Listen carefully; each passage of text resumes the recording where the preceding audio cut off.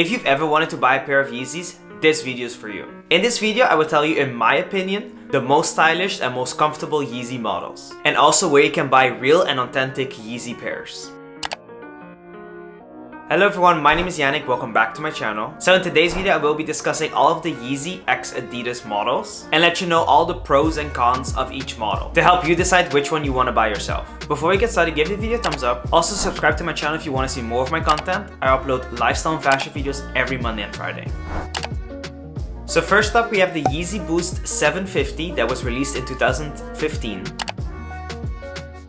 This was the first ever Adidas Yeezy model. The pros of the sneaker is that it was the original Yeezy model. So having this pair is kind of a little bit of a flex because it was so limited and it was released so long ago before all the Yeezys were hyped up as much as they were 2 years ago. If you love high-top sneakers or basketball sneakers, this is one of the only high-top sneakers that Yeezy released, so this is definitely one that you would like. Now the cons for this sneaker is that it has limited colorways. There's only 4 colorways: the light brown with gum sole, the light brown with white sole, the gray with a gum sole, and the triple black. Also, because it's such a limited sneaker, the resale is very expensive. Because it was released so long ago and they didn't do any restocks, there are limited pairs available, and the only dead stock sneakers left are being sold to up to $2,000.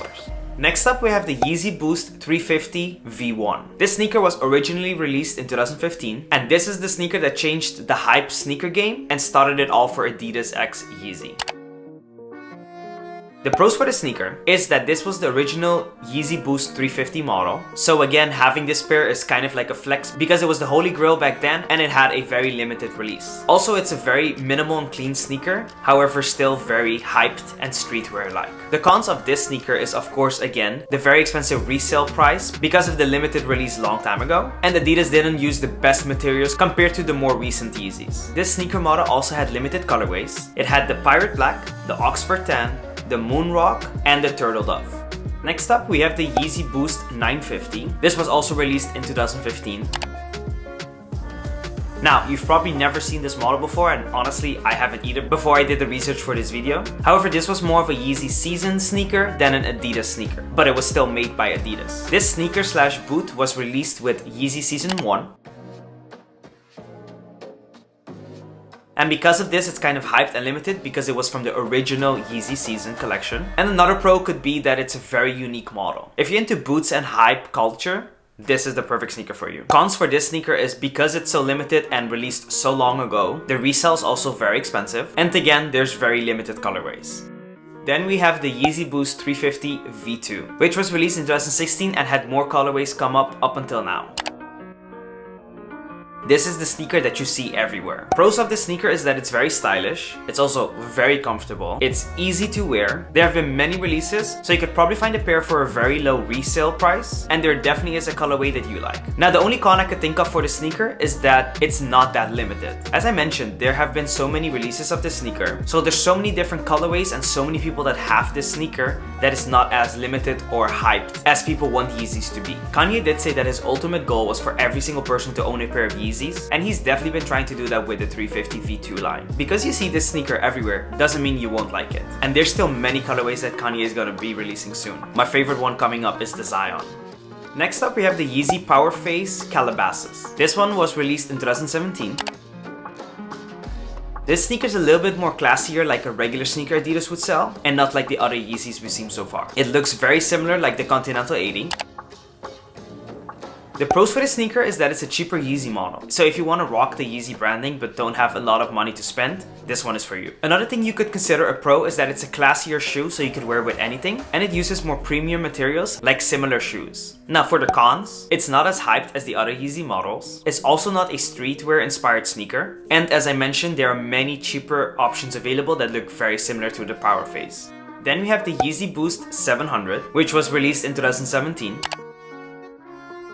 This was the original chunky shoe, the start of the dad sneaker. When this shoe first came out, I honestly really hated it, but now I love it so much. Pros for this shoe is that it's a very unique silhouette, and another pro that even though it's so chunky and big, it's still very comfortable. A con for this shoe is that because the retail was already so high, the resale is even higher. So if you want to buy a pair now, the resale price is very high. And because it's so hyped, that stock pairs now are very hard to find. Then we have the Yeezy Boost 700 V2, which was released in 2019. Now, this is personally my favorite Yeezy. Pros of this sneaker compared to the V1 is that it has a nicer silhouette and uses nicer materials, and there's more colorways available in the V2 than the V1. And the only con I could think of is that it's expensive. Next up, we have the Yeezy 500 that was released in 2018. The pros of the sneaker is that it's a cheaper, chunkier shoe compared to the 700. It also uses very premium materials such as leather and suede, and it's a very unique model. From the overhead view, it looks like an alien egg or something. The cons for the 500 is that it has very limited colorways. They're all very muted and earth tone colorways, which I personally enjoy. And this is one of the few Yeezy sneakers that don't have Boost. Instead, it uses Adidas's Adiprene technology. Now, it's not as comfortable as Boost, especially not as comfortable as the 350s. However, it still is very comfortable to wear all day. Next up, we have the Yeezy Boost 380. This sneaker was released in 2019. The pros of this sneaker is that it is a newer silhouette than the overdone 350s, however still very similar and also very comfortable. It uses Boost technology. The resale on the sneaker is still very low, and it's one of the newer models, so it's still very limited. However, for the cons is that not everyone likes this model, so it's not as hyped as the other sneakers. And I also have some honorable mentions that I wanted to mention, but I didn't know much about, or newer models that I personally don't really like, that I didn't want to put it in the main video. Kanye also released a Yeezy 500 High model. I personally don't like this sneaker because I'm not the biggest fan of high tops. However, if you're into the basketball sneaker, this might be something you like. And I'm also not a fan of blue in fashion, so the colorway also was not my favorite. Next up, we have the Yeezy Quantum. This is another sneaker that I'm not the biggest fan of. To me, it also looks like a basketball sneaker, so again, if you're into high tops and basketball sneakers, you might want to look into this one. The resale on this one is not as crazy because it's not as hyped as the other models.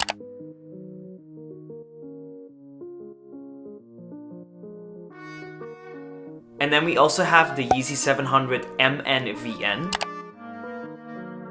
Now, when I first saw this model, I was so in love. I really love the orange colorway because orange is my favorite color, and I really love how it had 700 on the side. However, the more I looked into it and all the videos and pictures I've seen, it looks very cheap. The price is also cheaper than the original 700 models, and they use cheaper material on the upper. Anytime I look at pictures, I just don't like the material they used for the upper, so I personally never decided to get it. And then we have the Yeezy 700 V3.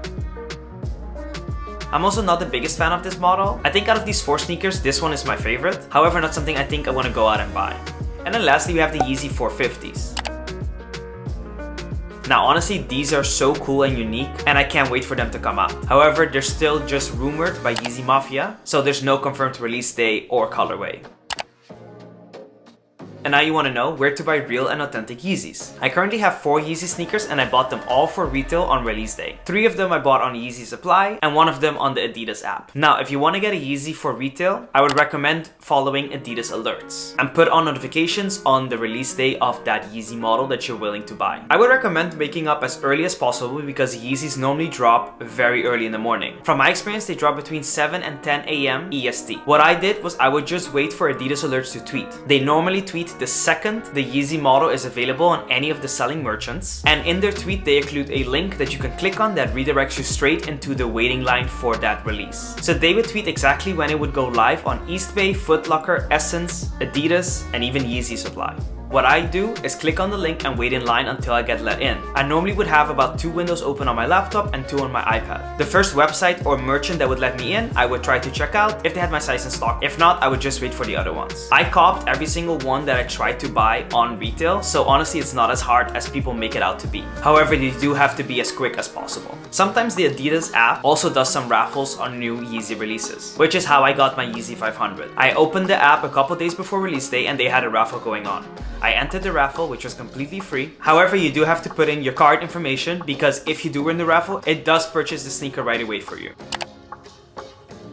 Now, if you miss out on release day, you can always buy them for resale. As I mentioned, resale value varies based on the hype and amount of sneakers available. Also varies per size. Websites I recommend checking out for resale sneakers are GOAT, StockX, and even Grilled if you want a better deal. I've personally shopped on StockX before and I got an authentic pair, and it was honestly very smooth and easy to do. However, it did take about 2 weeks for me to get the sneakers. If you want to see a video on how to get authentic items on Grilled, let me know in the comments down below and I can make a video on that.